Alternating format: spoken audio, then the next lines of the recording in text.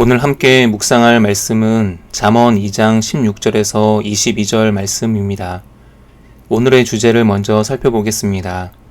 오늘의 주제는 쉬운 게 좋은 것만은 아닙니다.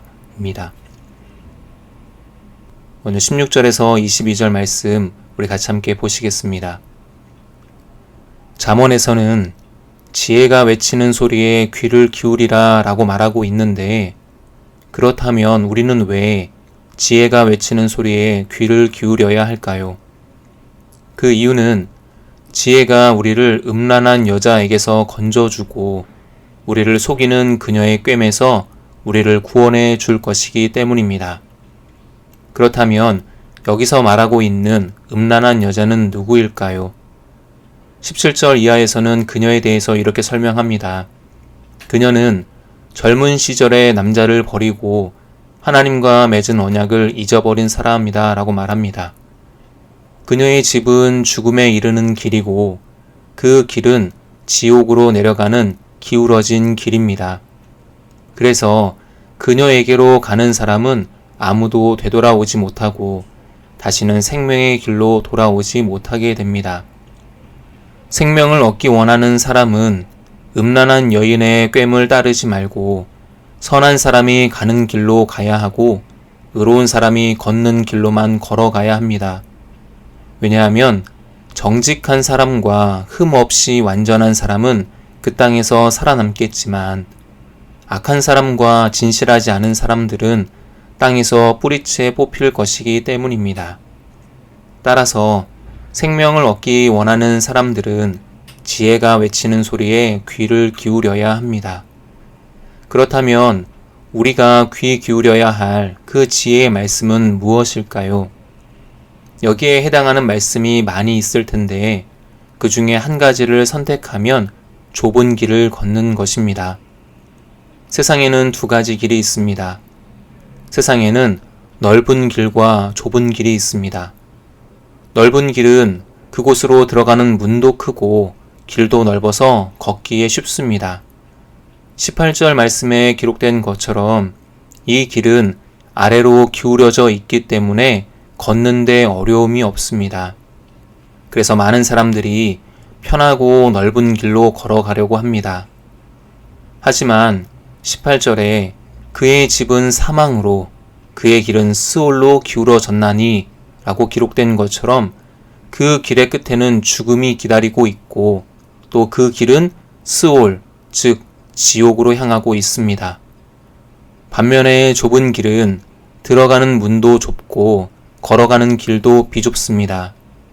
이 길을 따라 걷는 게 불편하고 힘들기 때문에 사람들은 이 길을 찾으려 하지 않고 걸으려 하지도 않습니다. 하지만 그 끝에는 생명과 영원한 약속이 허락되어 있습니다. 그렇기 때문에 지금 당장 편하고 쉬운 내리막길이 아니라 고단하고 힘들어도 좁은 길을 따라 걸어가야 합니다. 여러분은 어떻게 생각하십니까? 기도하는 것과 기도하지 않는 것, 말씀을 묵상하는 것과 묵상하지 않는 것, 순종하는 것과 순종하지 않는 것, 복음을 전하는 것과 복음을 전하지 않는 것, 정직하게 사는 것과 거짓말하며 살아가는 것, 손해를 보는 것과 손해를 보지 않고 살아가는 것, 이것들 중에 어떤 게 더 편하고 쉽겠습니까? 기도하는 것보다 기도하지 않는 게 쉽고, 말씀을 묵상하는 것보다 묵상하지 않는 게 편하고, 순종하는 것보다 순종하지 않는 게 세상 사는데 더 수월하며, 복음을 전하는 것보다 전하지 않는 게 사람들과 원만한 관계를 유지하는 데 좋습니다. 또한 정직하게 사는 것보다 적당히 거짓말하고 사는 게 낫고, 억지로 오리를 가자고 하는 사람에게 심리를 가주는 것보다 받은 만큼만 되돌려주는 게 편하고, 손해를 보는 것보다 하나도 잃지 않고 살아가는 게 지혜로운 사람인 것처럼 보입니다. 그런데 어떨까요? 과연 그 길의 끝에는 어떤 유익이 있을까라는 것입니다. 기도하고 순종하지 않는 그 길의 끝에서 과연 우리는 무엇을 얻을 수 있을까요? 적당히 거짓말하며 편하게 사는 그 길의 끝에서 과연 우리는 무엇을 보게 될까요? 아무것도 희생하지 않고 헌신하지 않는 그 길의 끝에서 과연 우리는 어떤 열매를 얻을 수 있을까요? 오늘 말씀과 관련해서 개인적인 나눔을 할까 합니다. 지난주에 개인적인 사정이 있어서 묵상 나눔을 하지 못했습니다. 일주일 동안 마음이 참 불편했지만 시간적인 여유도 있고 몸도 그렇게 편할 수 없었습니다. 묵상 나눔을 하는 게 즐거움과 기쁨이 될 때가 더 많지만 때로는 몸과 마음이 지칠 때도 참 많이 있습니다. 그럴 때면 어김없이 하나님 앞에 이렇게 기도합니다. 묵상 나눔을 하라는 응답을 주셔서 이것을 감당하고 있지만 하나님 도대체 이걸 왜 해야 합니까?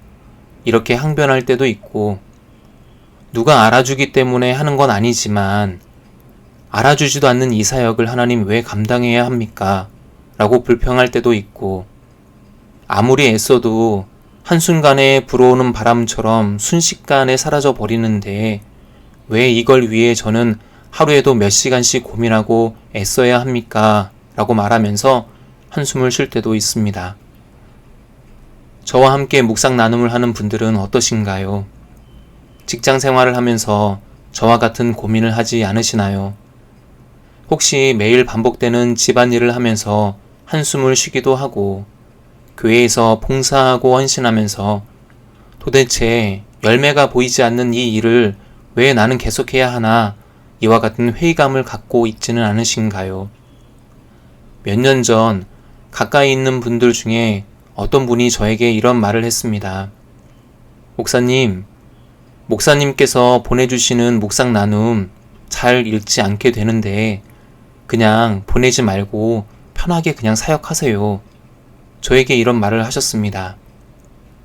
그 말을 듣고 얼마나 낙심이 되던지 묵상 나눔을 하는 것에 대해서 심각하게 고려했던 적이 있습니다.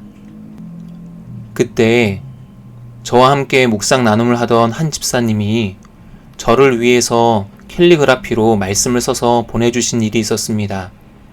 거기에 디모데전서 4장 16절 말씀이 기록되어 있었는데 그 말씀은 이렇습니다. 내가 내 자신과 가르침을 살펴 이 일을 계속하라.